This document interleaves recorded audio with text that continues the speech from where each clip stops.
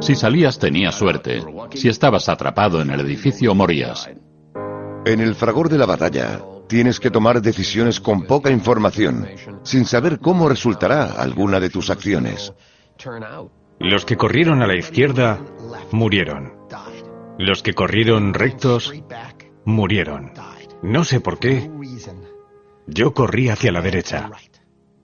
Hubo constantes amenazas de ataques, alertas de que aviones se dirigían a Nueva York. Hubo filas y filas de ambulancias durante días, pero sin pacientes. La mayoría de los neoyorquinos estaban seguros de que habría otro ataque. Parecían muy vulnerables. Cuando ocurre un ataque así, es un shock para el sistema, porque te hace comprender lo frágil que es la vida. Si un avión se dirige directo a nosotros, ¿qué haces? Lo derribas. La expresión confusión de guerra probablemente sea la adecuada. Lleva un tiempo reunir información. Se tarda en que fluya la comunicación. Son ya 15 años y aún no tenemos toda la información. Ninguno creía que llegaría la guerra a nuestras costas. Y ocurrió el 11 de septiembre.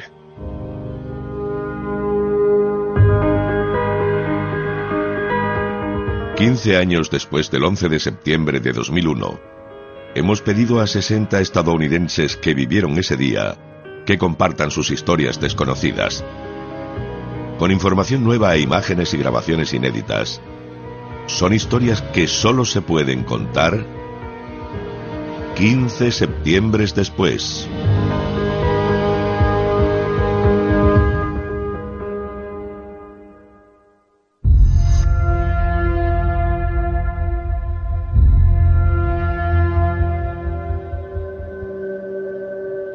La mañana del 11 de septiembre de 2001, las redes móviles de Estados Unidos se colapsan debido a los ataques en Nueva York y Washington, D.C. Pero se envían más de 500.000 de mensajes de texto, no desde móviles, sino desde mensáfonos. En 2001 usábamos los buscas como ahora se usan los mensajes de móvil. Una de las características de los buscas es que fueron diseñados para funcionar en zonas donde no llega la cobertura de móvil. Debido al ataque terrorista, las redes de móviles se saturaron enseguida y los buscas enviaron mensajes a la gente que estaba viviendo la desgracia, a la gente que intentaba imaginar lo que estaba ocurriendo y a sus seres queridos. 15 años después de los ataques, sabemos que esos mensajes de texto fueron interceptados y archivados por el gobierno de Estados Unidos. En 2009 fueron divulgados por Wikileaks. Por favor, ten mucho cuidado. Me entristece mucho que estés ahí. Te quiero. Vuelve a casa sano y salvo. Siento mucho miedo y ansiedad. ¿Qué demonios está pasando? Si no sé nada de ti a mediodía, iré a recoger a Laura al colegio y le diré que su padre ha muerto. En ese archivo, y a través de esos mensajes cortos truncados, entendemos lo que significó ser un ser humano aquel día. Este tipo de mensajes te hace sentir más cerca de ellos porque a nosotros nos resulta imposible saber cómo ocurrió y de alguna manera queremos conectar con ellos. Cuando leo esos mensajes lo entiendo todo. Fue un suceso de mayor envergadura de lo que nadie pensó.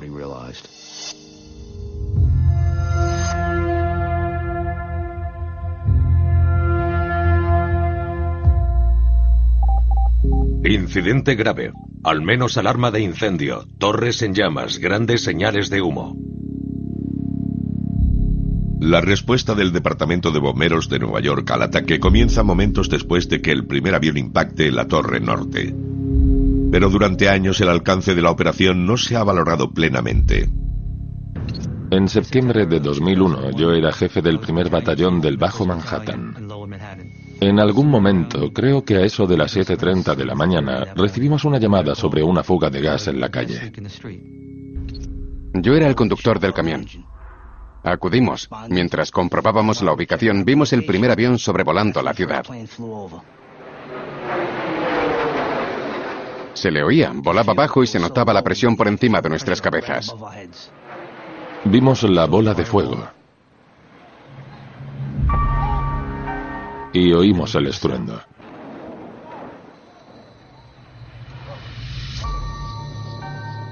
En aquel momento supimos que nuestra misión era dirigirnos al World Trade Center. Lo transmití por radio.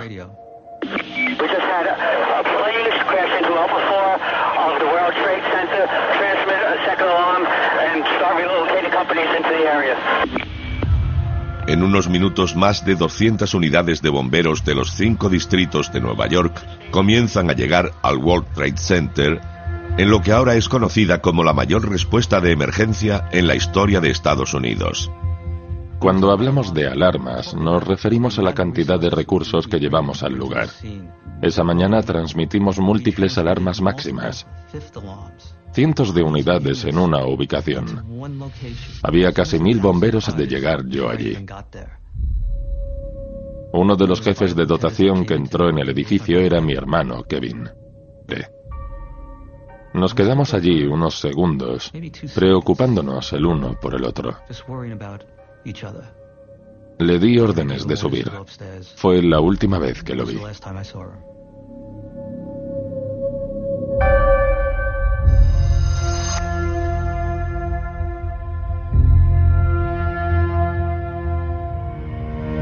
Todos los directores deben informar al centro de operaciones de emergencia. Órdenes de la oficina del alcalde. Mientras se emiten noticias sobre el suceso, otras agencias de la ciudad responden y la policía de Nueva York moviliza a más de 800 agentes hacia el World Trade Center. Yo era el jefe de policía de la ciudad de Nueva York. Miré la televisión. Pude ver los daños en la torre y supe que era algo sin precedentes en este país. Llamé al alcalde. Iba de camino hacia allí. Le dije a Bernie que estableciera un puesto de mando de la policía a 2 manzanas con conexiones telefónicas. No dependíamos de los móviles. Recuerden que hablamos de hace 15 años. Estaba hablando con mi equipo sobre ese movimiento, esperando al alcalde, cuando oí esa enorme explosión. No oí el segundo avión, ni vi el segundo avión. Solo vi aquella enorme bola de fuego saliendo por la cara norte de la torre. El jefe de policía, Kerik, me dijo que se había estrellado un segundo avión. En ese momento supe que era un atentado terrorista. Estábamos justo debajo. En esos primeros segundos no me di cuenta de que los escombros nos iban a caer encima. Mi personal de seguridad me cogió por la chaqueta y corrimos por la calle. Uno de mis guardaespaldas fue alcanzado en la pierna por algo que había salido disparado de la rueda de uno de los aviones. Teníamos un protocolo para cada tipo de emergencia. Todos implicaban que yo estuviera en el lugar. Cuando me acercaba la policía me dijo que mirara hacia arriba porque estaban cayendo cosas que alcanzaban a la gente. Vi a un hombre en el piso 101 o 102 tomando la decisión de tirarse. ¡Qué horror! Vi cómo caía. Es un recuerdo que me acompaña casi a diario. El 11 de septiembre de 2001 yo era el jefe del Departamento de Bomberos de Nueva York. El alcalde Giuliani era un jefe muy práctico. Siempre quiso que sus líderes, los jefes de policía, de bomberos, de edificios, los que fueran, estuvieran con él. El jefe me cogió del brazo y me dijo, alcalde, mis hombres están en el edificio. Han debido subir ya la mitad. Salvaremos a todos los que están por debajo del fuego. Mi corazón dio un brinco cuando dijo aquello. Lo dijo tranquilo, como si fuera un eufemismo. Pero no me dijo que toda la gente que estaba allí arriba ya no estaría con nosotros en cuestión de minutos.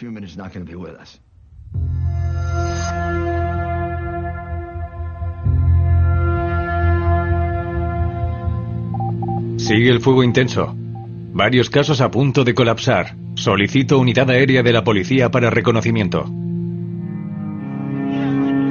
En el atentado con bomba al World Trade Center de 1993, los helicópteros de la policía rescataron gente de los tejados de las torres. El 11 de septiembre los enviaron de nuevo. Soy piloto de helicóptero jubilado del Departamento de Policía de Nueva York, de la Unidad de Aviación. Sacamos el helicóptero, lo arrancamos y en menos de 10 minutos llegamos al lugar. Llevábamos allí 15 o 20 minutos cuando se estrelló el segundo avión. No lo vimos ni oímos llegar. Pasó muy cerca de uno de nuestros helicópteros. Se acercó a unos 1000 kilómetros por hora y pasó silbando. No lo alcanzó por 100 o 150 metros. Me sorprende que no se vieran afectados por el avión. Miré y vi una bola de fuego en el aire. Llevaba una cámara a bordo que tomó fotos. Inéditas hasta 2010, las imágenes tomadas desde los helicópteros de la policía ofrecen una rara visión de los sucesos de aquel día. Yo fui piloto de helicóptero el 11 de septiembre. No trabajaba ese día, pero cuando supieron lo que estaba pasando, me movilizaron. Cuando sobrevolamos la zona, vimos una enorme masa de humo. Seguía ardiendo. Olía hasta dentro del helicóptero. Y en las plantas por encima del avión había gente atrapada. Sé que esos edificios son enormes. Sabía que el avión también lo era, pero me asombró el tamaño del agujero. Se veía dónde estaba el fuselaje. Y después se iba estrechando en todas direcciones, donde las alas habían atravesado el edificio. Pero en ese momento no lo piensas porque estás centrado en la situación. Quieres ver si la gente está consiguiendo llegar al tejado. Si podíamos evacuar al menos a una persona, habríamos sentido alguna satisfacción. Habríamos evacuado a todos los que hubieran llegado al tejado. Pero no vimos a nadie llegar arriba. Después del 11 de septiembre circuló el rumor de que gente atrapada en las plantas superiores intentó llegar al tejado. La razón de que no fueran rescatadas, revelada 5 años después, es desgarradora. Por lo que sé, las puertas estaban cerradas con cadenas. Les preocupaba que la gente subiera allí para suicidarse o cometer algún tipo de acto violento. Por eso estaban cerradas a cal y canto. Estábamos entrenados, teníamos el equipo y la experiencia necesarios. Pero nadie consiguió subir.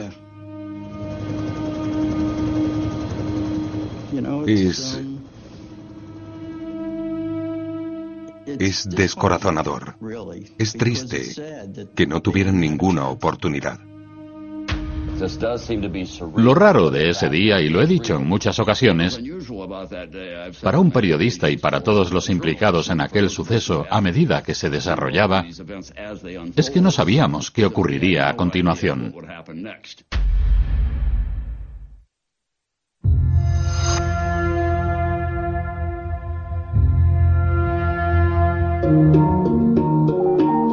Informan de que ha ocurrido una pequeña explosión en el Pentágono. No están seguros de si está relacionado con obras estructurales o se trata de otra cosa. 51 minutos después del ataque al World Trade Center de Nueva York, el vuelo 77 de American Airlines se estrella contra el Pentágono. Estaba en el Pentágono, discutiendo las amenazas que había recibido el presidente. El edificio se estremeció. Enseguida supimos que el Pentágono también había sido atacado. Sentí la necesidad de saber qué había sido. Bajé al vestíbulo, hasta que el humo fue tan intenso que era mejor salir. Se veía fuego y humo, piezas del avión esparcidas por el césped del exterior del edificio.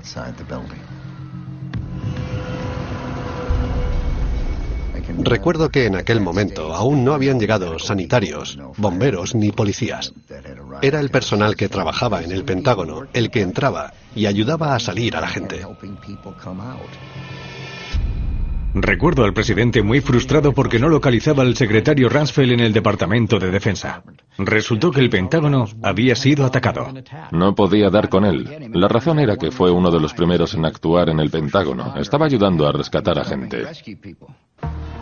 Estas imágenes de Donald Rumsfeld ayudando en el lugar de los hechos salieron a la luz años después de los ataques. Conozco a Don Rumsfeld desde hace mucho tiempo. Es un tipo duro. No me sorprendió que fuera de los primeros en acudir e intentar ayudar a la gente. Aunque las imágenes del Pentágono son difundidas en todo el mundo, el gobierno tardó 5 años en facilitar un vídeo de vigilancia del vuelo 77 estrellándose contra el edificio.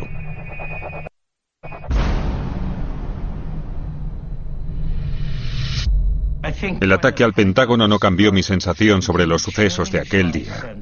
Me confirmó lo que ya sentía. Y con esto quiero decir que lo que había ocurrido en Nueva York no era el final de algo, sino el principio de algo. El 11 de septiembre provocó un profundo cambio en todo el país. Para el ejército de Estados Unidos, significó una era de guerra que aún perdura. Regresé a mi despacho y empecé a recabar información. Y parte de la información recibida en ese momento era que había otros aviones secuestrados. This is a major development. The Federal Aviation Administration has shut down all air traffic nationwide.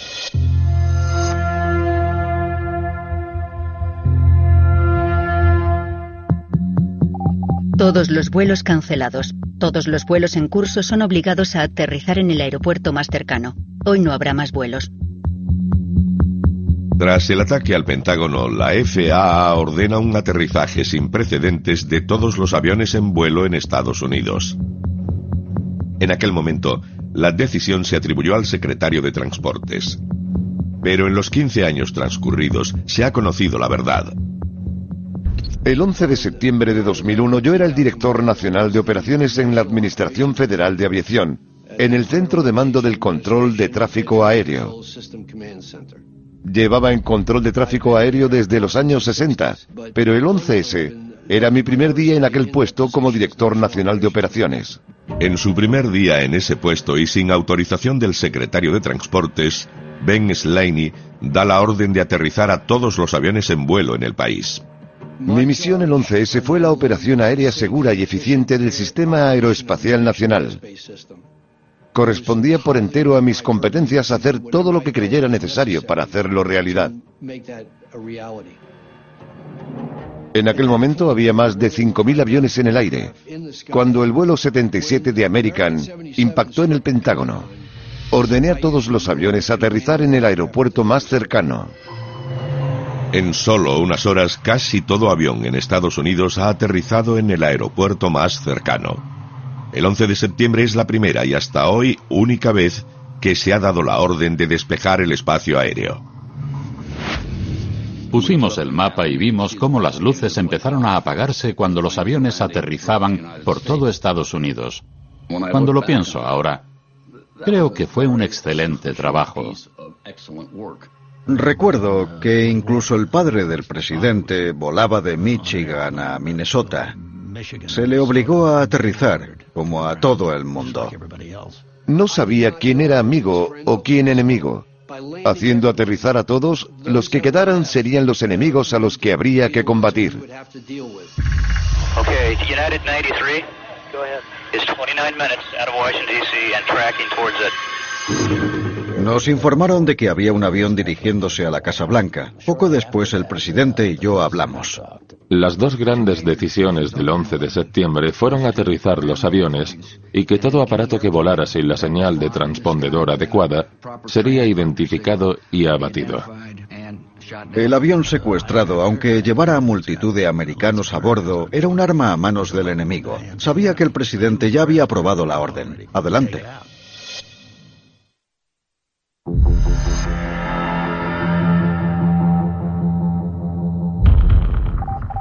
El novio de Lorraine está atrapado en la ruta 17. Cazas están sobrevolando la autopista. Todo esto es un caos. A las 10 de la mañana del 11 de septiembre, 3 aviones secuestrados ya han alcanzado sus objetivos. Un cuarto se dirige a Washington, D.C. Cazas F-16 del ejército despegan para interceptar al avión. Pero un F-16 ya está en el aire. Me llamo William F. Hutchison III. Era piloto de caza aquel septiembre de 2001. Estaba en una misión de entrenamiento en la parte más meridional de Carolina del Norte.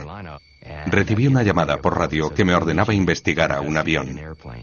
We have a problem here. We have a hijacked aircraft, and we need you guys to scramble some F-16s to help us out. Is this real world or exercise? No, this is not an exercise, not a test. No seguía instrucciones, no se comunicaba y venía de Pensilvania. Nos pidieron regresar lo más rápido posible. Volvimos a Mach 1, volando al límite del avión. Me ordenaron que usara cualquier fuerza necesaria para impedir a ese avión llegar a Washington, D.C. No sabía qué estaba pasando. Me limité a seguir las instrucciones de aquellos en los que confiaba. Subí a 15.000 metros para tener una buena visión. En la pantalla pude ver a lo lejos a ese avión u objetivo. Me estaba quedando sin combustible rápidamente. A partir de ese momento todo se precipitó. Tiré mi avión de vuelta a la base aérea de Andrews. No sé si hubiera conseguido hacerle aterrizar, pero me estaba quedando sin combustible. Afortunadamente para mí, logré aterrizar a salvo. United 93 is 20 miles northwest of Johnstown. Con el avión rumbo a Washington, un segundo piloto de caza se prepara para despegar. Me llamo Heather Penny. En septiembre de 2001 yo era primer teniente de la Guardia Aérea Nacional. Cuando el primer avión se estrelló contra el World Trade Center, pensamos que había sido un accidente. No fue hasta el segundo impacto cuando nos dimos cuenta de que nuestro mundo había cambiado. Cuando te estás preparando para el grueso de la misión, te tensas y aprietas los dientes. Tengo mi traje de gravedad, mi chaleco, mi casco, pero las armas no suelen estar completas. Hay que preparar el sistema de guiado, la espoleta, los explosivos, hay que armarlas y todo eso lleva su tiempo, pero no teníamos tiempo.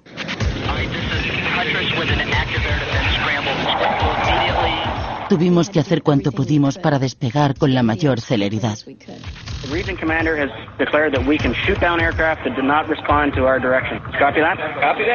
Teníamos autorización para derribar un avión que considerásemos hostil.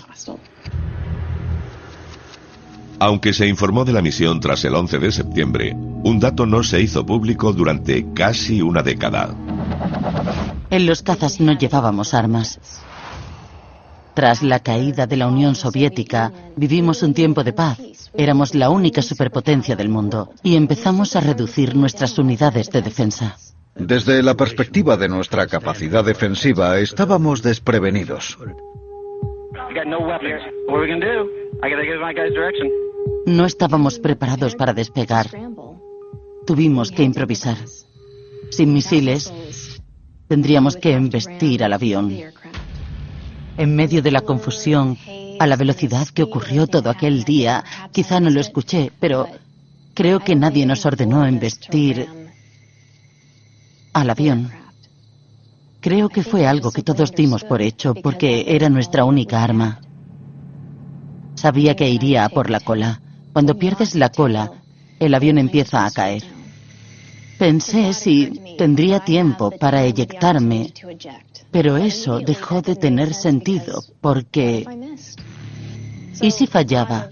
Aquel día no se me pasó por la cabeza salvarme a mí misma. Tenía una misión. Y si había un momento en mi vida en que mi trabajo importaba, era ese. Volamos río arriba, oeste-noroeste, para buscar ese avión. Y no encontramos nada. Luego supimos que era el vuelo 93. No sabíamos que ya había chocado. Aunque hubiéramos derribado al vuelo 93, no habríamos cambiado el resultado ni salvado vidas. Mirando 15 años atrás, supongo que yo fui la última persona que vio el vuelo 93 antes de ser obligado a caer. Vi el objetivo a lo lejos. Descendió rápidamente y se precipitó al suelo.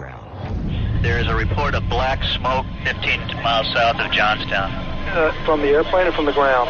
It hit the ground.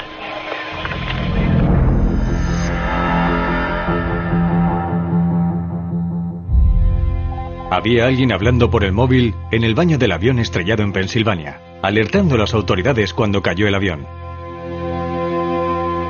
Cuando el vuelo 93 de United se estrella en un campo de Pensilvania el 11 de septiembre, no se conoce toda la historia.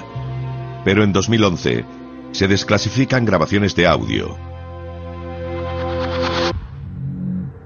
Una de ellas capta una frenética conmoción en la cabina.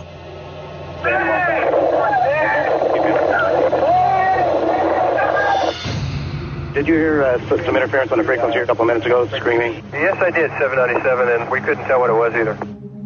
Intenten imaginar lo que pasó en aquel avión. El caos en la cabina sobrepasa la imaginación.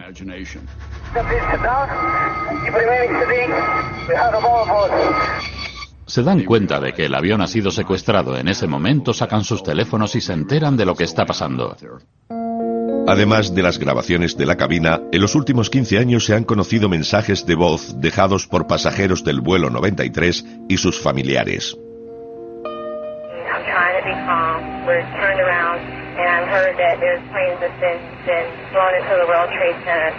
I hope to be able to see your face again, baby. This is your mom. The news is that it's been hijacked by terrorists. Try to overpower these guys if you can. Okay, I love you, sweetie. Durante 30 minutos los pasajeros urden un plan y se abalanzan a la cabina. En el forcejeo por el control del avión, este se gira boca abajo y se estrella.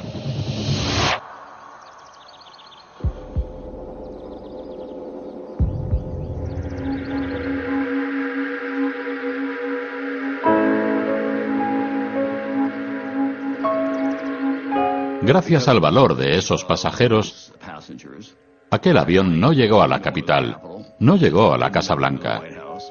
Estoy seguro de que hay mucha gente viva hoy, posiblemente incluso yo, gracias a lo que hicieron los pasajeros de aquel vuelo.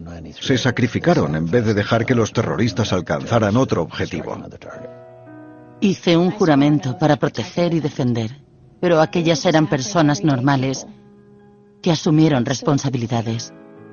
Por lo que a mí respecta, no fuimos héroes. Los pasajeros del vuelo 93 fueron los héroes.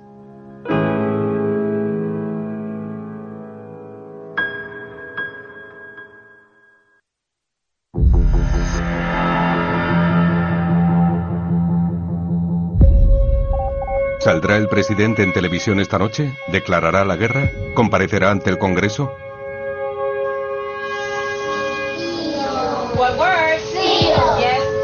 Cuando se entera de los ataques en Nueva York, el presidente George W. Bush está en una escuela de primaria en Florida.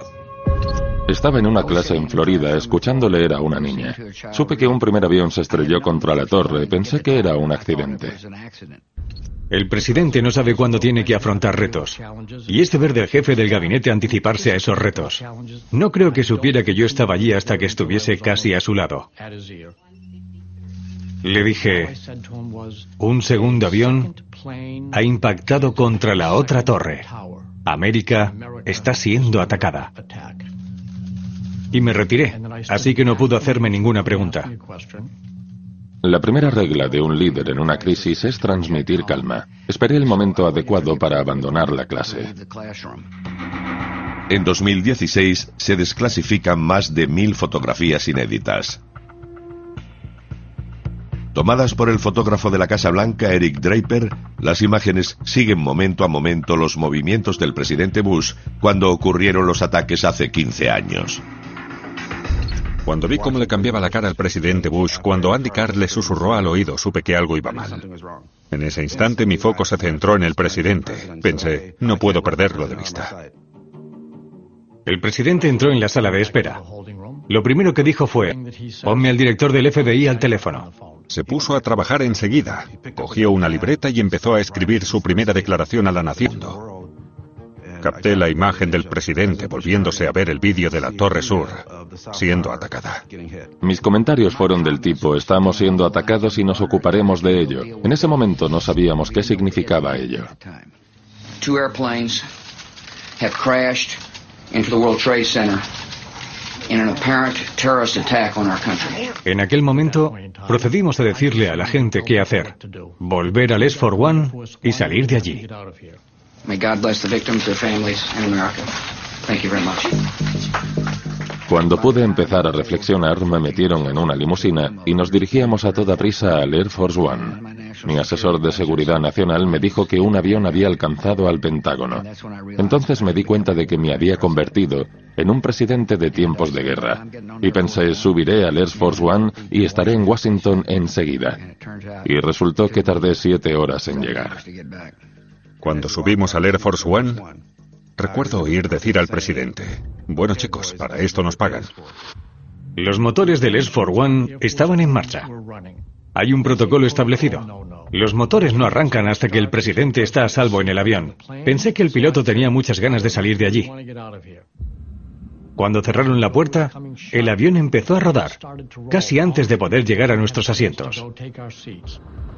El servicio secreto había oído de pasada la palabra Angel, que era el nombre en clave del Air Force One.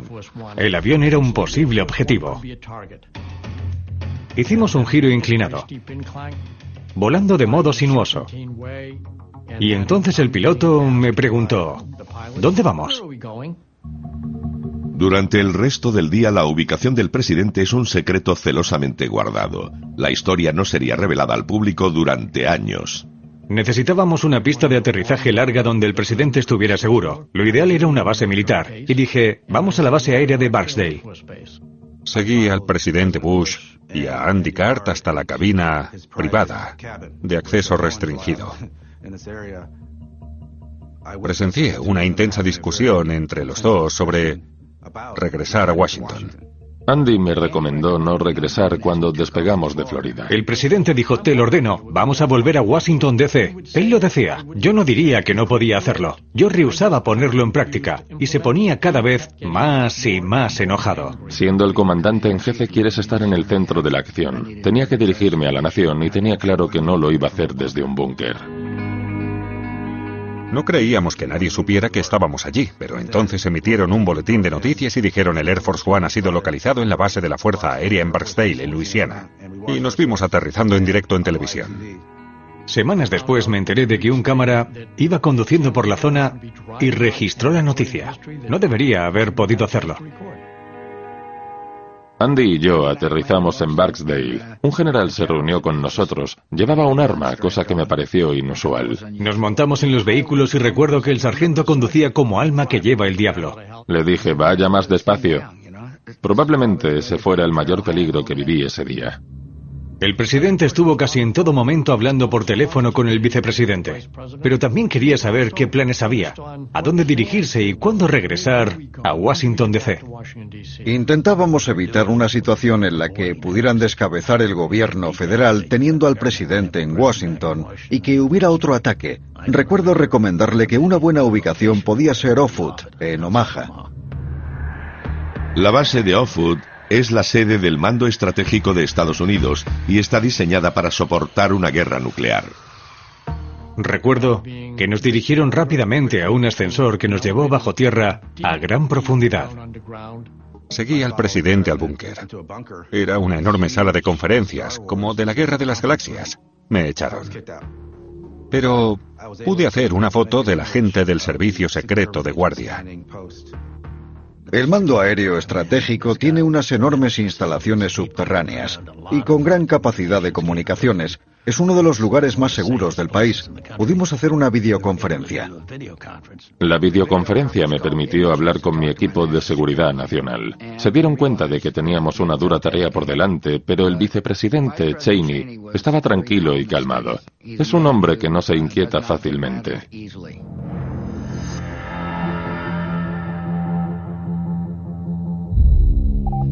La Casa Blanca está siendo evacuada. Misiles... Presidente Cheney. La historia no se desveló plenamente durante 14 años. Estaba en mi despacho del ala oeste. Mi secretario me informó de que un avión se había estrellado contra el World Trade Center. En aquel momento, encendí la televisión al tiempo de ver el impacto del segundo avión. Fue la primera noción que tuve de que era un problema de grandes dimensiones. Un agente del servicio secreto apostado en la puerta de mi despacho entró y me dijo: «Señor, tenemos que irnos, ahora». Me puso la mano izquierda en mi hombro izquierdo, me cogió del cinturón con la mano derecha, me levantó de la silla y me sacó del despacho. No había duda de que tenía que ir a donde él quería llevarme. En 2015, el Archivo Nacional desclasifica 350 fotografías inéditas tomadas el 11 de septiembre en el interior del búnker secreto, 6 plantas por debajo de la Casa Blanca, llamado Centro Presidencial de Operaciones de Emergencia. Estas son las únicas fotos del lugar que han salido a la luz. Cuando llegué, había una gran actividad. Abrieron las puertas, había armas y máscaras de gas. Nadie sabía qué podía pasar. Solo que se extendía el rumor de que la Casa Blanca podía ser un objetivo. El centro de operaciones volvía así a los días de la Segunda Guerra Mundial. Hubo momentos en que se cortaban las comunicaciones, que no podías contactar con nadie. Nuestra capacidad de maniobra estaba limitada, pero era lo que había entonces. A las 4:30 de la tarde, el Air Force One regresa a Washington. Habíamos acordado que varios cazas acompañarían al Air Force One. Resultó espectacular tener a esos cazas tan cerca de nosotros que incluso podíamos ver los rostros de los pilotos. Se acercaban más y más al ala. Podíamos reconocer las caras. El presidente y su equipo miraban por un lado del avión, viendo el caza. Y por el otro lado veían una columna de humo elevándose desde el Pentágono.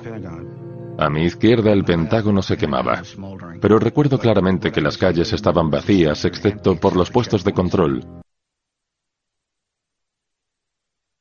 Había dejado una ciudad bulliciosa y volvía a una ciudad bloqueada.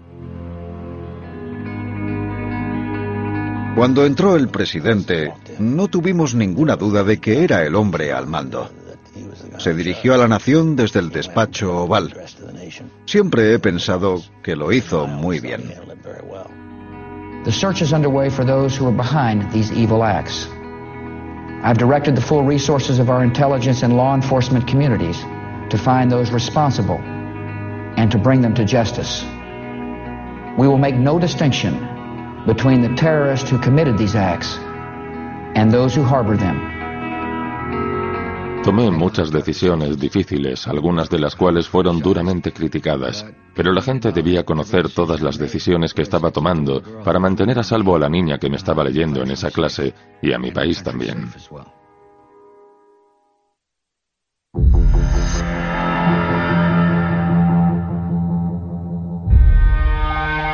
Stephanie, en el caso de que te funcione algún busca o teléfono, el alcalde Giuliani ha dicho que camina al norte. Llámanos. This is WINS New York. If you're a New York City Fire Department member, you are to report to your firehouse immediately. Obviously, they need all the help they can get. En Nueva York, las Torres Gemelas arden y se inicia una enorme operación de rescate. El alcalde Rudolph Giuliani y el jefe de policía Bernie Kerik se encuentran en un centro de mando temporal a 2 manzanas de allí. Cogí por el brazo al jefe de policía y al subjefe. Les puse a mi lado y dije: este es el peor ataque al que nos hemos enfrentado nunca. Mi equipo había asegurado un despacho en Barclay and West Broadway. El alcalde quería contactar con la Casa Blanca. Estaba esperando que el vicepresidente se pusiera el teléfono. Me habían dicho que el Pentágono había sido atacado y que estaban evacuando la Casa Blanca. Antes de percatarme realmente de lo que había dicho, el edificio en el que estábamos empezó a temblar y sacudirse, como si un tren de carga estuviera pasando justo al lado. Mi mesa empezó a moverse como si fuera un terremoto. Miré fuera y toda mi gente estaba debajo de sus mesas. Les estaban cayendo escombros. A las 9:59 de la mañana, la torre sur del World Trade Center se derrumba. En menos de 10 segundos, 1.000 millones de kilos de material se precipitan al suelo.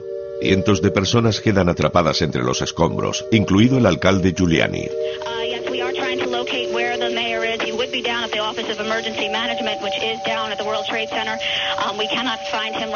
El primer edificio cayó, expandió toda su fuerza y nos atrapó durante 20 o 30 minutos. De ahí que algunas noticias me dieran por muerto.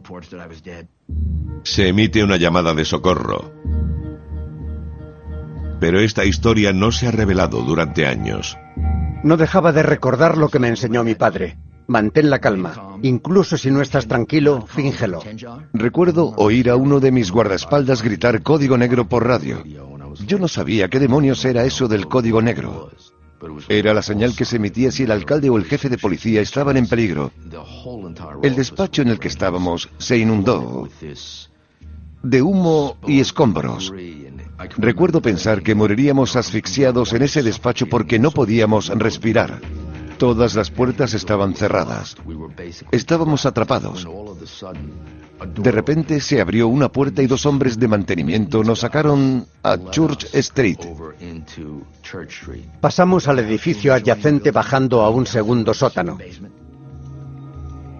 Cuando salimos al vestíbulo pensé que íbamos de mal en peor porque el exterior parecía una nube nuclear. La gente entraba en el edificio gravemente herida. Debíamos tomar una decisión, quedarnos en el edificio, lo que implicaba que podría derrumbarse matándonos a todos, o salir al exterior y arriesgarnos a morir por los escombros que caían. Decidí que saliéramos porque teníamos más posibilidades de que se salvara más gente.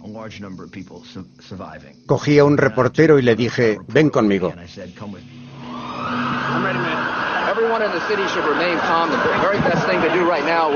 Entonces fue cuando dije por primera vez que los bomberos y la policía habían respondido al 100%, se ocupaban de ello.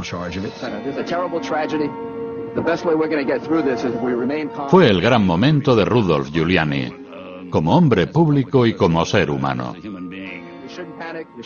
El alcalde Rudolph Giuliani impuso un tono de liderazgo. Fue la voz de la seguridad.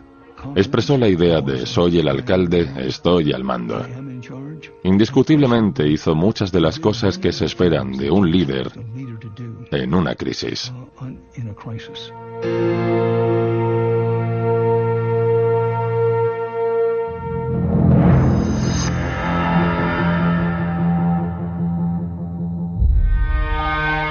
Cielo, estoy en el ferry transportando pacientes. No estoy en la ciudad.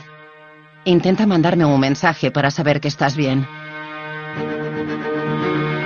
Cuando el primer avión impactó contra la Torre Norte, millones de personas quedaron atrapadas en el Bajo Manhattan. Con puentes y túneles cerrados al tráfico, el único lugar donde ir era a la orilla del agua. El 11 de septiembre, mi puesto era el de capitán del ferry de Staten Island.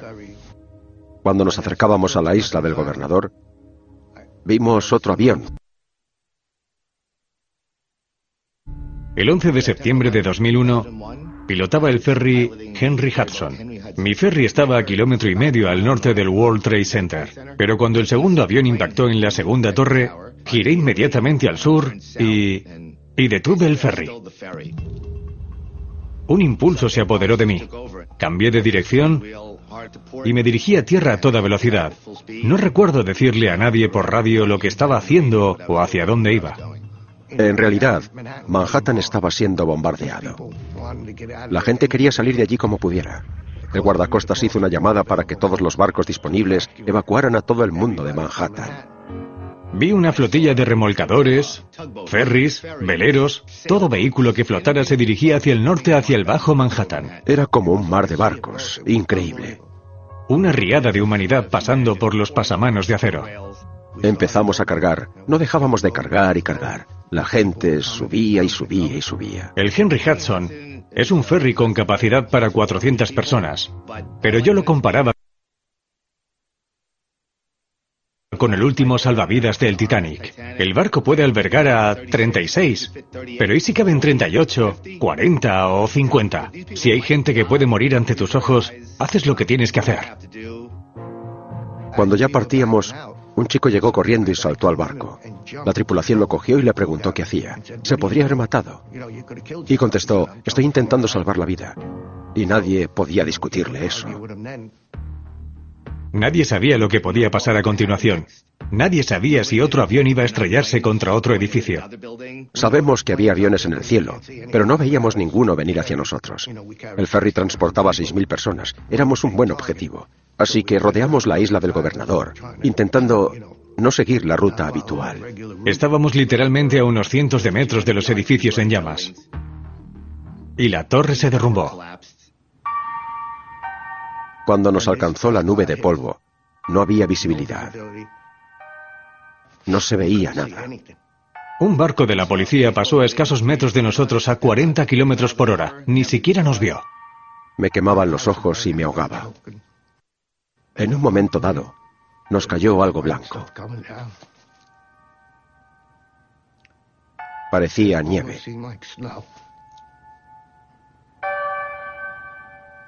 Cuando llegamos al lado sur de la isla del Gobernador,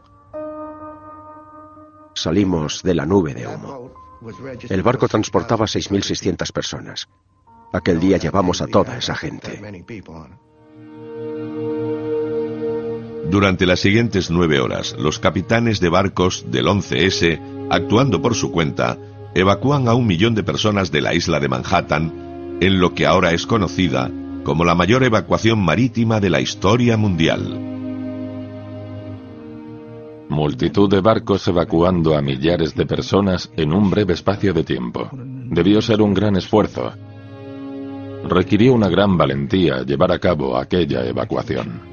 Uno de los supervivientes del World Trade Center, su familia estaba en Nueva Jersey. Sabían en qué edificio trabajaba. Estuvieron a la espera toda la mañana. No supieron nada de él. Se reunieron para decidir cómo gestionar su pérdida desde el punto de vista emocional.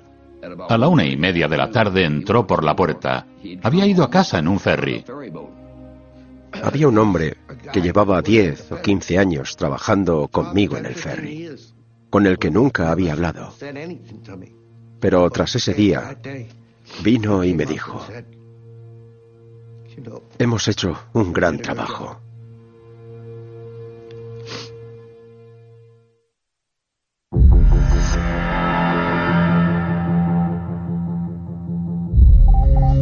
Supervivientes encontrados en los escombros de las torres derrumbadas del World Trade Center.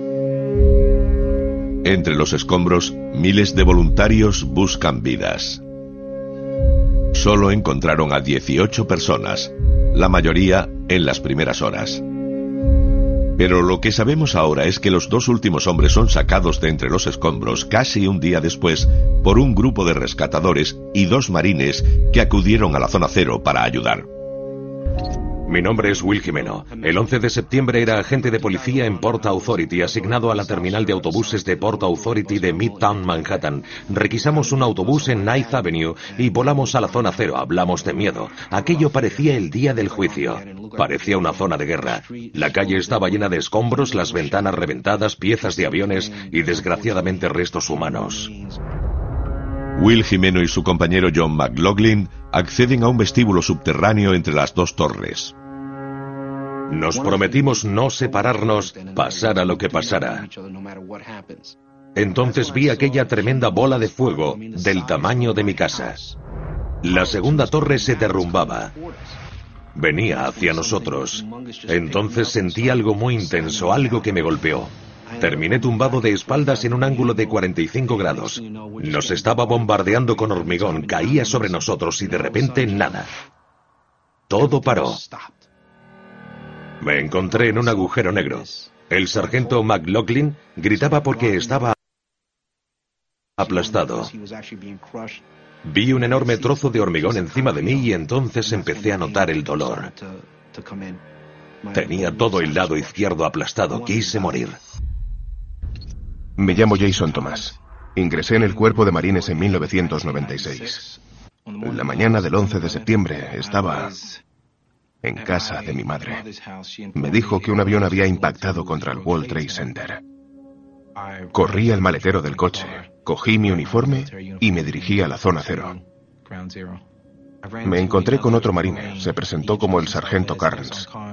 Decidimos iniciar una operación de búsqueda y rescate. Me llamo David Carnes.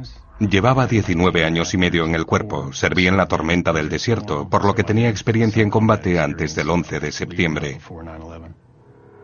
Aquella mañana estaba en Wilton, Connecticut. Estaba allí como marine con el uniforme. Apreté el acelerador, no sé a qué velocidad me puse, pero tuve que pasar por un punto de control. La policía, al ver que era marine, con el corte de pelo típico y con todo mi equipo preparado para ser de los primeros en ayudar, me dejó pasar. Debido a los graves daños en la zona cero, los marines son obligados a mantenerse lejos del desastre. Había unos 20 bomberos. Pregunté a uno si alguien había estado en el epicentro de los escombros, haciendo labores de búsqueda y rescate, y me dijo, no, marine, si entra ahí, morirá. Pero contra toda orden, acceden al interior. Jason Thomas hace estas fotos inéditas en la zona cero. Cuando nos encontramos con aquella montaña de escombros, no supe calibrar la gravedad de aquello. Podía haber 10 o 20.000 personas debajo de aquellas vigas por las que íbamos andando. Gritábamos en cada agujero que veíamos. ¿Hay alguien ahí? Somos marines de los Estados Unidos. ¿Hay alguien ahí? Si nos oye, grite o golpee el acero. Pero no escuchábamos nada. Lo hicimos durante lo que parecieron horas. Y entonces oí una voz. Estábamos atentos. Y a unos 30 metros delante de nosotros oímos gritos ahogados pidiendo ayuda. Grité, por favor, no nos abandonéis, hay hombres heridos, mi sargento y yo estamos gravemente heridos, llevamos mucho tiempo aquí. Les tranquilicé, les dije, somos del cuerpo de marines, consideraos rescatados, no vamos a ir a ninguna parte. Jimeno y McLaughlin logran llegar al hueco de un ascensor cuando la torre se estaba derrumbando. La protección del ascensor les procuró suficiente oxígeno para mantenerlos con vida, mientras los especialistas en rescates les sacaban. Mi nombre es Scott y mi apellido es Strauss. El 11 de septiembre de 2001 estaba asignado a la unidad de servicios de emergencia del Departamento de Policía de Nueva York, Camión 1. Me metí en aquel agujero. Tenía 2,5 metros de profundidad y un 8. Vimos al agente de policía de Port Authority, Will Jimeno. La entrada era pequeña, pero tuve que arrastrarme de lado con las manos elza. Tuvimos que arañarnos para sacarlo de allí.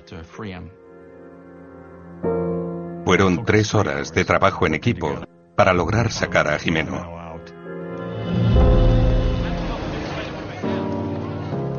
Me eché agua por la cara. Me senté durante 5 o 10 minutos y luego me levanté, volví a mi coche y me fui a casa. Jason Thomas y Sens encontraron a Will y John, literalmente la aguja en el pajar. Intentamos averiguar quién era Jason Thomas. Dave Carnes estaba allí, pero nadie encontraba a Jason Thomas. Nadie sabía quién era. Durante los 5 años siguientes, las autoridades hacen una búsqueda nacional de Thomas. Pero el apellido no es suficiente para encontrarlo. Lo que sabemos ahora es que Jason Thomas decidió alejarse de los focos y no le contó a nadie su historia, ni siquiera a su familia. En 2006, tras ver el tráiler de una película sobre el rescate, decidió salir a la luz. Fue increíble. Los productores de la película me llamaron para decirme que había una persona que decía ser el auténtico Jason Thomas. Me preguntaron si había manera de hablar con él. Le hice un par de preguntas que sabía que solo él podía responder y dije, vaya, eres tú, Jason. La película se estrenó y tuve el honor de conocerlo. En aquel momento me sentí satisfecho de poder darle las gracias. Estaba agradecido de que Thomas y Carnes hubieran tenido el valor y la locura para supervivientes. Nos encontraron a nosotros. Mi madre siempre me decía, tienes que cuidar a tu hermano. No dejes nunca a tu hermano. Y yo sentí que no podía dejar a nadie. Sabiendo, sobre todo, que necesitaban ayuda.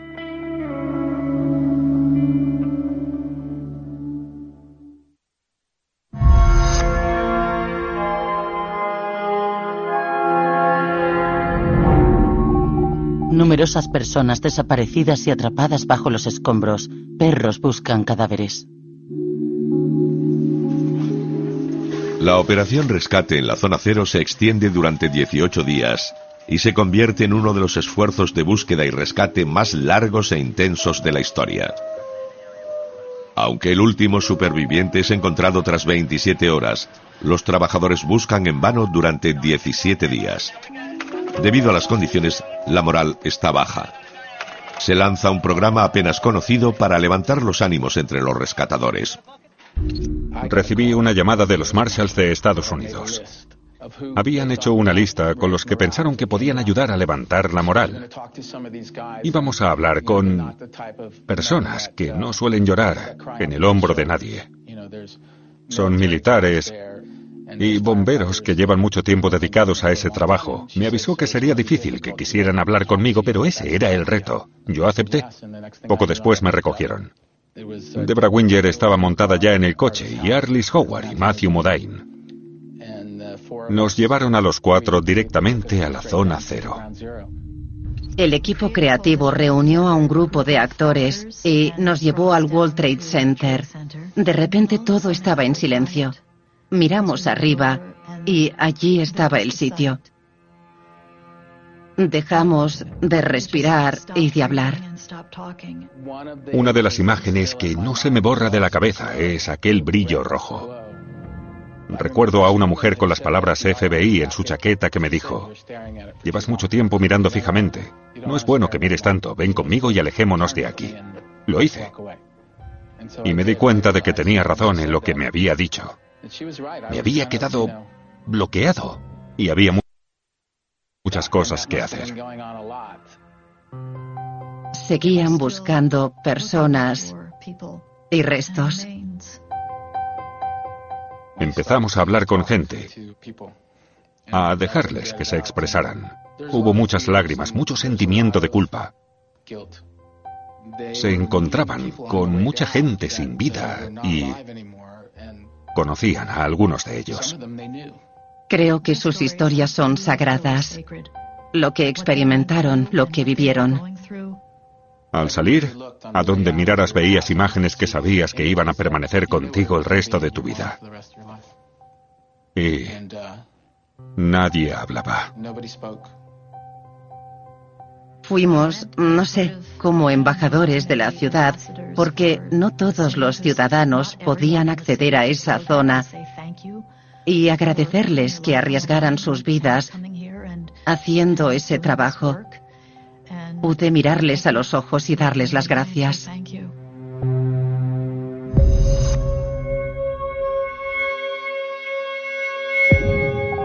Bush habla, que puedas verlo.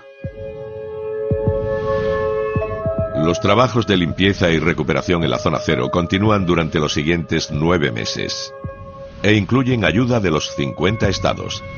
Las estimaciones arrojan una cifra de 12.000 cuerpos enterrados bajo los escombros. Para los trabajadores, el desgaste emocional es devastador. El 11 de septiembre yo era el gobernador. Los días posteriores no dejé de hablar con bomberos, con obreros de la construcción. Y el sentido de pérdida era enorme. Unos días después, noté que la moral se venía abajo. Llamé a la Casa Blanca y al día siguiente llegó el presidente. No sabía qué esperar, cómo estaría la zona cero. Aquello era el infierno. Tenía todos los sentidos en alerta. Chapoteé sobre el agua, había una neblina de escombros. Bajé las escaleras hasta el agujero. Había muchas personas allí. Muchas. Saludé a todos los que pude. Miraba a los ojos de aquellos hombres y mujeres que habían acudido a las torres a salvar a sus seres queridos o a sus amigos. Tenían los ojos inyectados en sangre y estaban agotados. Fui bombero 30 años en el Departamento contra Incendios de Nueva York. Cuando vi lo que ocurrió el 11 de septiembre, fui a ayudar para hacer una cadena. Un tipo me dijo que había llegado el presidente. Había un camión de bomberos aplastado por los escombros. Yo pensé, ahí no hay nadie, así que me subí y cuando apareció por la esquina le vi. Se puso delante de mí y levantó el brazo. Yo pensé, ¡ay Dios!, y le ayudé a subir. Se colocó en el pequeño espacio que había junto a mí y le dije: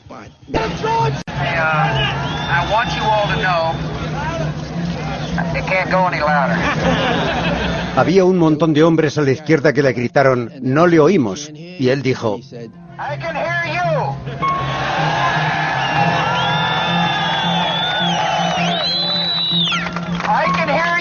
the rest of the world hears you, and the people who knock these buildings down will hear all of us soon.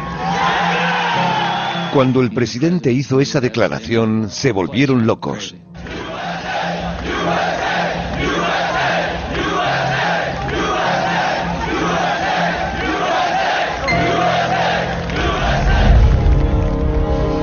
La visita de Bush a la zona cero no fue solo simbólica, demostró que era el presidente, que era el comandante en jefe. Presentó la imagen y el talante de un líder fuerte y decidido. Los índices de popularidad del presidente Bush se dispararon. La historia puede cuestionar las decisiones que toma un presidente, pero creo que George W. Bush ha pasado a la historia por haber sido un buen líder en aquel momento.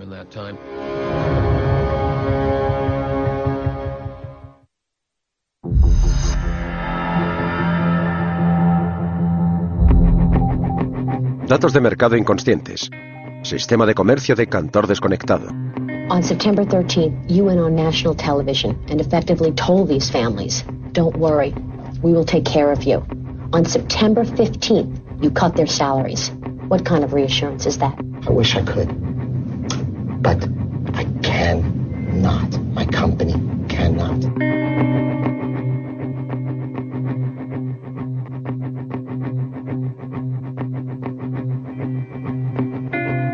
For Mr. Letnick to turn around and say, here's your last paycheck, was such a disgrace. It was just a slap.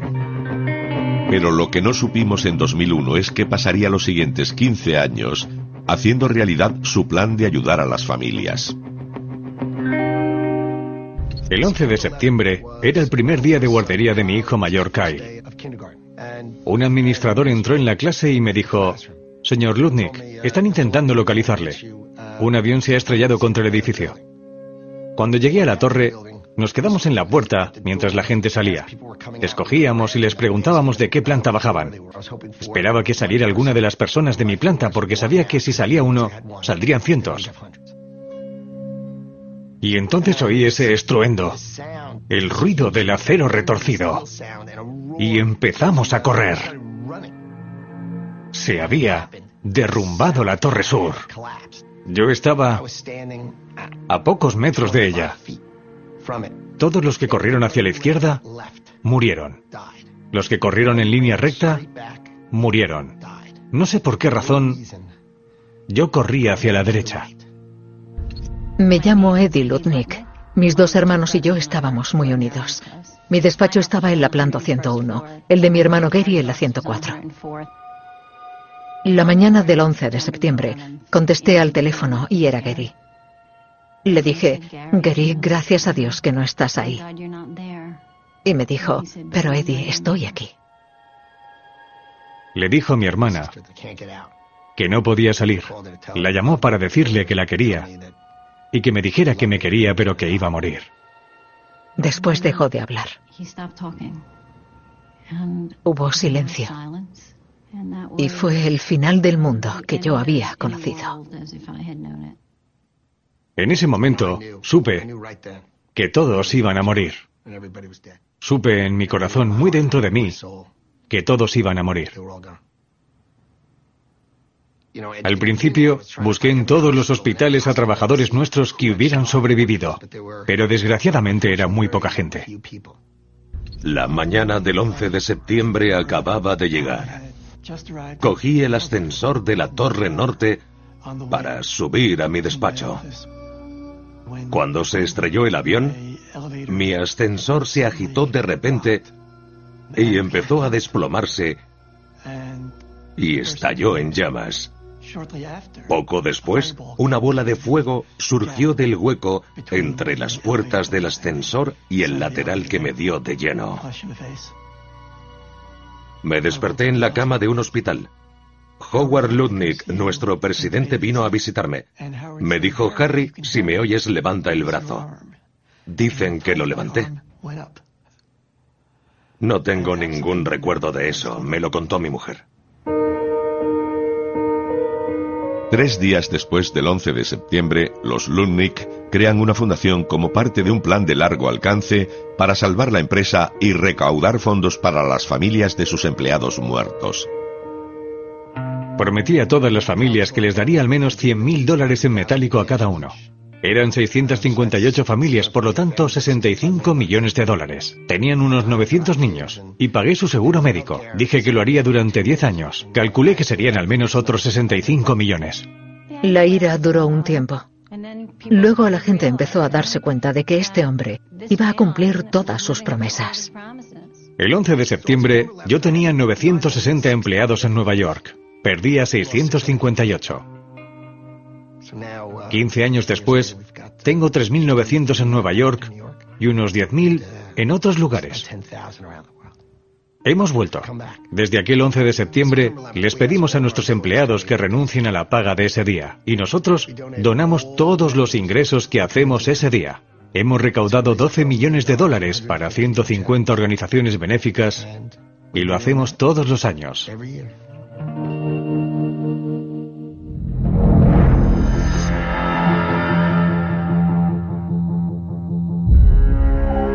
Hola, cielo. Todos los espectáculos de Broadway cancelados. Los premios Emmy y los deportes también. Tras los ataques, 18.000 negocios de Nueva York estaban destruidos o evacuados. Se calcula que el impacto económico para la ciudad alcanzó los $105.000 millones.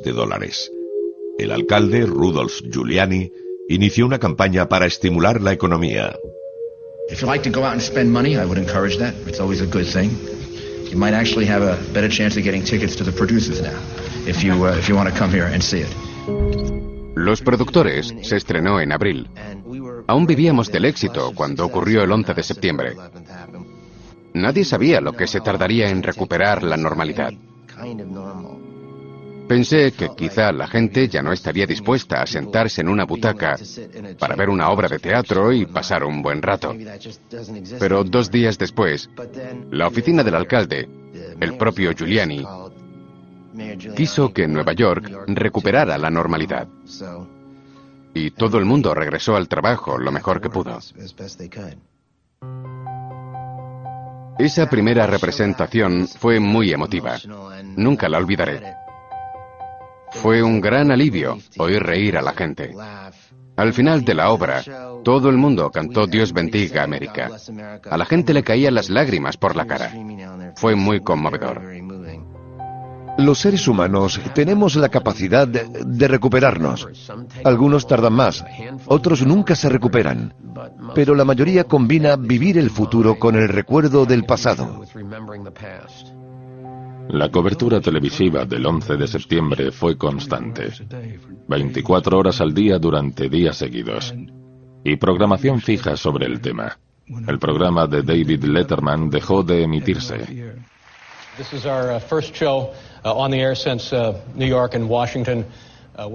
Alguien del programa de David Letterman llamó y dijo, a David le gustaría que fuera su invitado. Era un ambiente muy diferente para mí. Y recité una estrofa de América la Bella. Who can sing now with the same meaning we had before? Who's so beautiful for patriot's dream that sees beyond the years thine alabaster city's gleam, undimmed by human tears. We can never sing that song again that way. Recuerdo el momento en que a Dan Rather se le quebró la voz y David Letterman le tocó el brazo. Fue un momento de silencio y de conexión. Éramos todos nosotros. David, you've been terrific to have me on tonight. I'm so sorry for this. The hour grows late, but you're fine. You know, you're a professional, but good Christ, you're a human being, and my God, to not see. Nunca se pide perdón por el dolor. Incluso los más fuertes solo pueden aguantar un tiempo. Sentir y reconocer que el dolor forma parte de la persona y que no pasaba nada por llorar. Fue de gran ayuda. Algo muy profundo.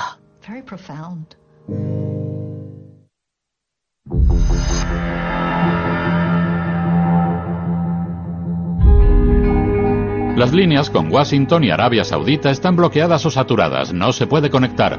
Jim del FBI no tiene información, ha sugerido que veamos la Fox o la CNN.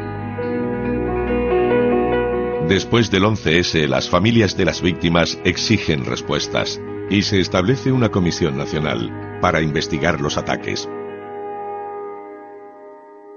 No hay duda de que la comisión del 11S no habría existido sin la acción coordinada de las familias de los que murieron en las torres. Las familias visitaron el Congreso.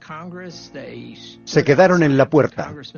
Sentían que ninguna administración iba a contar toda la historia. Necesitaban una comisión independiente para saber realmente lo que les ocurrió a sus seres queridos. Cuando ocurre algo tan devastador, quieres saberlo todo, todo. La comisión del 11S pretendía ser una mirada bipartita y no política a lo que había ocurrido. Después del 11S, había que determinar cómo ocurrió aquello. ¿Quién era el responsable? ¿A quién había que dirigirse? Contratamos a 82 personas y entrevistamos a 1.250. Teníamos más de 1 millón de documentos clasificados. Gran parte de los datos esclarecedores que descubrimos no fueron clasificados. Pero por eso tuvimos un gran debate sobre las famosas 28 páginas. La comisión del 11S publica su informe en 2004. Desde entonces, muchos de los documentos que examinó durante su investigación han sido revelados al público, excepto 28 páginas. Las 28 páginas son un capítulo del informe final de la investigación del Congreso. Ese informe estaba compuesto por unas 840 páginas.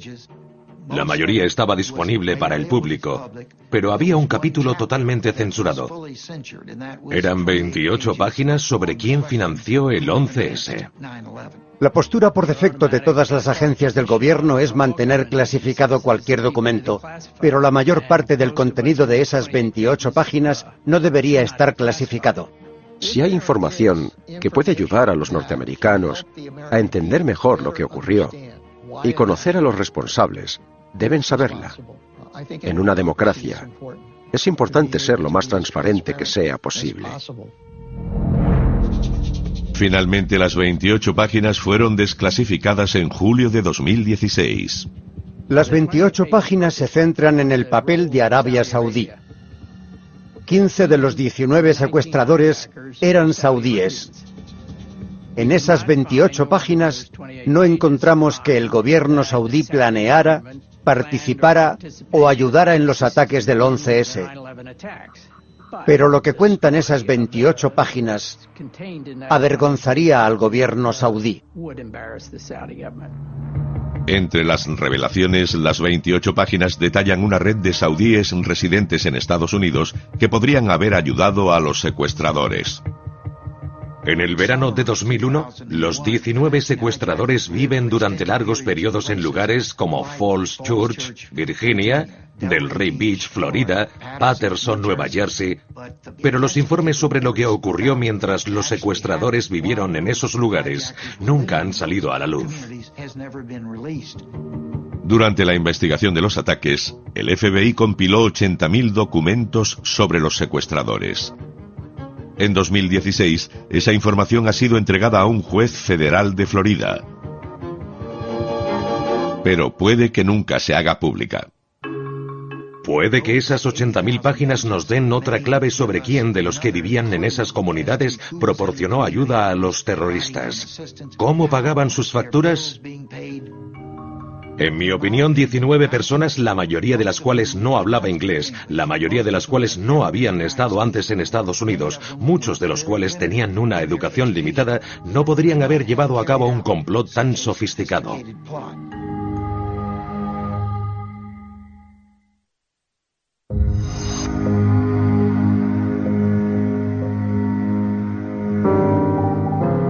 todo el personal disponible presentes en el parque de bomberos debido a las bombas y ataques aéreos contra Washington, D.C. y Nueva York. Del 1,5 millones de toneladas de escombros retiradas de la zona cero, 200.000 eran de acero estructural. Ese acero ha sido reciclado para construir barcos contra incendios para el Departamento de Bomberos y un buque de transporte para la Marina estadounidense. Pero otros restos del acero del World Trade Center han corrido otra suerte. El programa sobre el acero del World Trade Center comenzó en 2008. En 2009 despegó realmente. Cuando los equipos de recuperación empezaron a retirar el material, sacaron piezas de acero. Muchas estaban destrozadas por el impacto del derrumbe. Otras estaban intactas. Recibimos unas 2.000 solicitudes de acero. La gran mayoría provenía de parques de bomberos. He sido bombero desde 1983 en Westerville, Ohio. Mucha gente cree que el acero quedó enterrado. En Westerville no teníamos un monumento a los bomberos. Cuando un bombero muere, no importa dónde, te llega al alma. Pensamos que sería una buena oportunidad para hacer uno. Nos pareció apropiado honrar y recordar a los 343 bomberos que murieron. El fragmento que elige Tom Mullen, catalogado como C-40, es una prueba crítica de la investigación sobre el derrumbe de las torres. Esta pieza demuestra que el acero se expandió provocando el colapso progresivo que terminó derrumbando los edificios. Sabemos exactamente su ubicación en las torres. Llegaba desde la planta 98 a la 101. Estaba justo sobre el impacto del primer avión.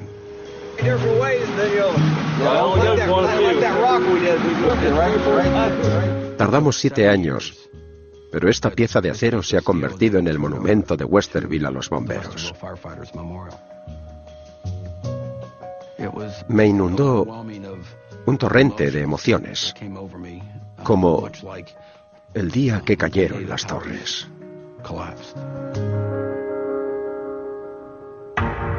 15 años después del 11 de septiembre, el acero del World Trade Center ha dado forma a centenares de monumentos por todo Estados Unidos. Esos monumentos permiten que la gente se una. Es una manera de decir, nunca os olvidaremos, pero seguimos avanzando. No fue solo un suceso de Nueva York. Pequeños pueblos se unieron a lo que ocurrió en la Gran Manzana aquel día porque fue un suceso del país. El acero es duro. Nueva York es dura. América fue dura. Puede que haya momentos en los que la gente dudara del futuro de Nueva York o del país después del 11S. Pero ese acero sigue ahí como un recordatorio. No es solo un símbolo de lo que ocurrió, es un símbolo de la fortaleza del futuro.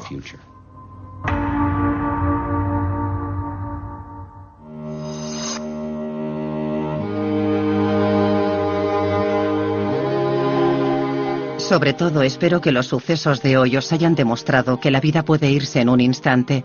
Por lo tanto, vivid al máximo. Aprovechad lo bueno que se ponga en vuestro camino.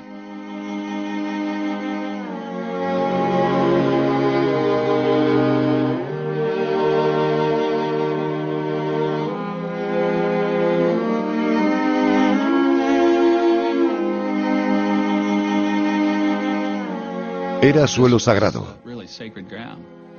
No podíamos reconstruir lo que hubo allí.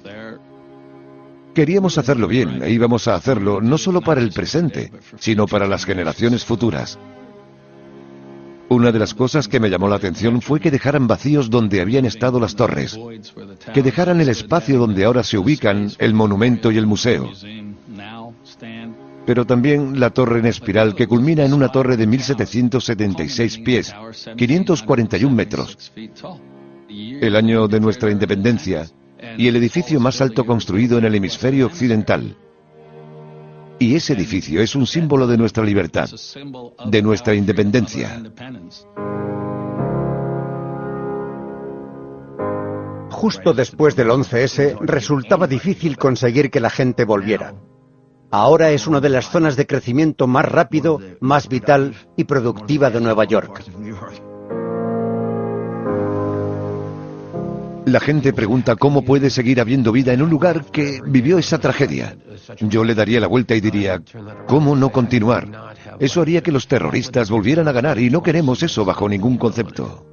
Tras el 11S, supimos como país, como pueblo, que íbamos a ser diferentes y que el mundo iba a ser diferente. Que la repercusión, que el eco histórico del 11S duraría mucho tiempo. Me preocupa mucho que olvidemos el coste humano del 11S. Las 3.000 personas que murieron no eran anónimas. Deberíamos conocer a todas y cada una de ellas porque si no lo hacemos, no apreciaremos lo que perdimos. Todos los años visito el parque de bomberos de mi hermano y les digo, estoy orgulloso de vosotros. Aquel día hicisteis lo más importante, salvar vidas.